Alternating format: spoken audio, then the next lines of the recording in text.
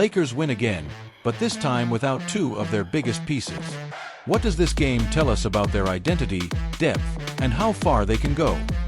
The Lakers are proving they can win despite key absences. Great for confidence. When Reaves and Lebron are back, this win becomes more meaningful because it shows bench/role players are growing.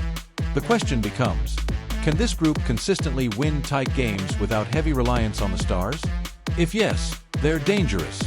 If no, holes will be exposed come playoffs. Let's hear it first from the sports analysts about their post-game analysis between the LA Lakers and the San Antonio Spurs. You don't see that called much, but you got to call it because Smart was out of bounds.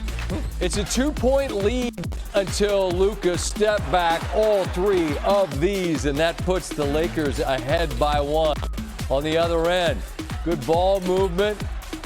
And here comes Victor Wembanyama, and you're seeing teams do this. You can see him coming from a mile away. You're not going to be able to challenge vertically. Set your feet, take the charge. Late, it's a 2-point deficit after Kelly Olynyk gets the putback, and then Marcus Smart just doesn't step out of bounds.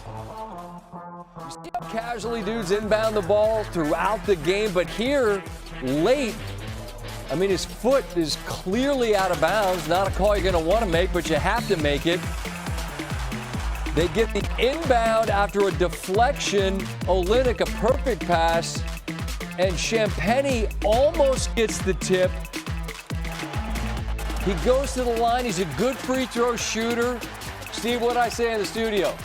Missed it first. I said he'd missed the first. He did. And then, remarkably, they get the miss where Keldon Johnson gets his hand on it for the tip that doesn't go. So pretty much everything goes wrong from the Lakers inbound to the two tip chances the Spurs had where they did a great job to get the looks but weren't able to cash them. And as a result, the Lakers are 7-2, second in the West behind the defending champion Thunder. And that's all without LeBron for the moment.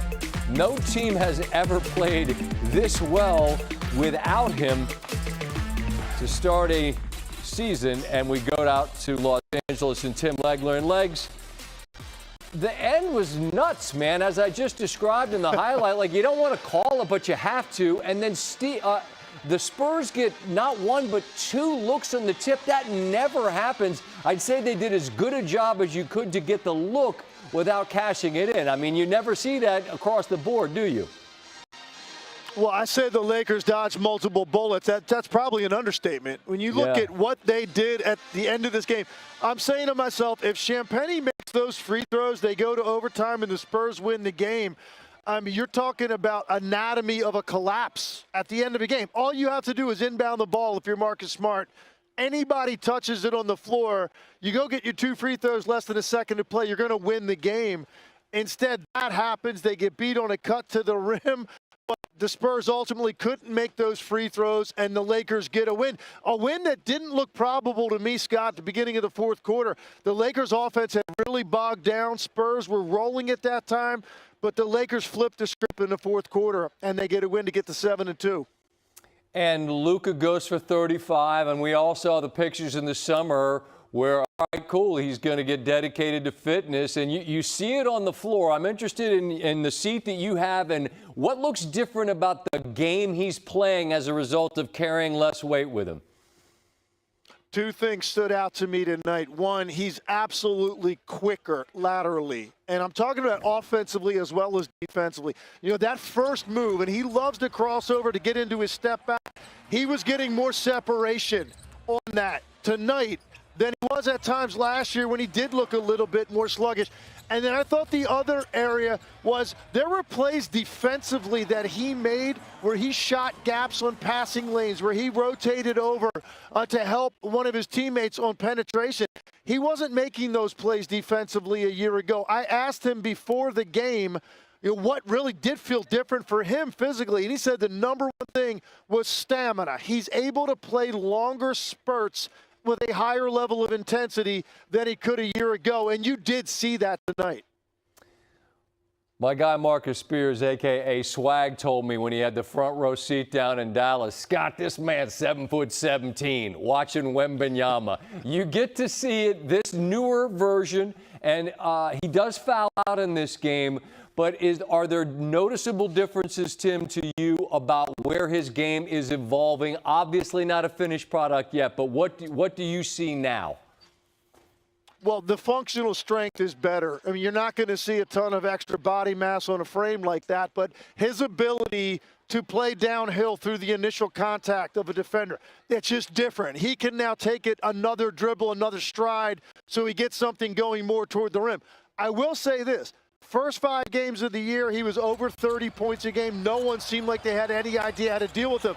This is now 2 games in a row. He's got 28 points total in the last 2 games.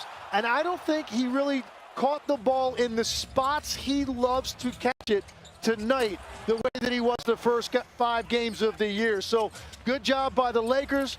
Good job overall containing him and not letting him go off. But there's no doubt, Scott, this guy's a massive force that this league's going to be dealing with for a very long time. Legs, great to visit with you. So much fun to watch you on the call. We'll talk again soon, all right? Welcome DeAndre Ayton to the show, kind enough to wait through me and Tim talking. And DeAndre, you just heard the two of us talking about the big fella that you go up against, and you're a big man yourself, and you had a great game, but there's just times where it's wild to see someone as big as you just look like, all right, I can't get this shot off, and you kick it out, and it works. But what's it like going up against someone has that kind of reach?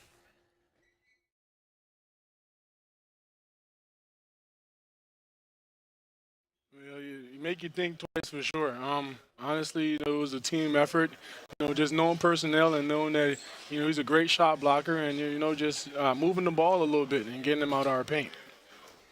It's early in the season, and you guys don't have all hands on deck. But with so many new pieces, DeAndre, to start the way you are as you're learning one another, how positive is the energy around your group, given the way you all have played?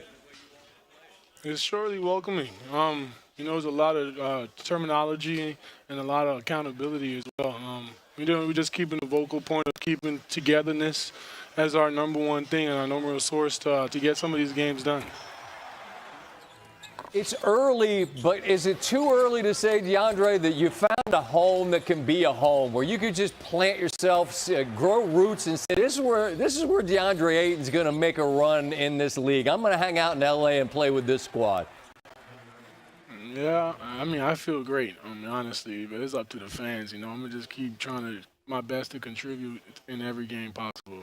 Right on. All right, let me close with this. Just a thought on Luka. We watch, and I was just asking Legs about the fitness and the shape, and he's one of the very best players on the planet. What has the early returns been like for you to play with him? It's been great. It's been fun. Just seeing how much gravity he brings towards the defense, and just knowing that you have to be ready, pass like a wizard. So you got eyes in the back of his head. So. You can't be too surprising. I'm getting used to that as well. But, it's truly fun to play with him. Yes, sir, baby. Truly fun to play with him and, just hear him and his terminology and communicating with me out there. Yeah, keep your eyes on him because that ball's coming your way, and he's going to find you, and you know what to do with it when he does. DeAndre, thanks for taking a minute to throw the headset on. Good luck, good health this year, all right?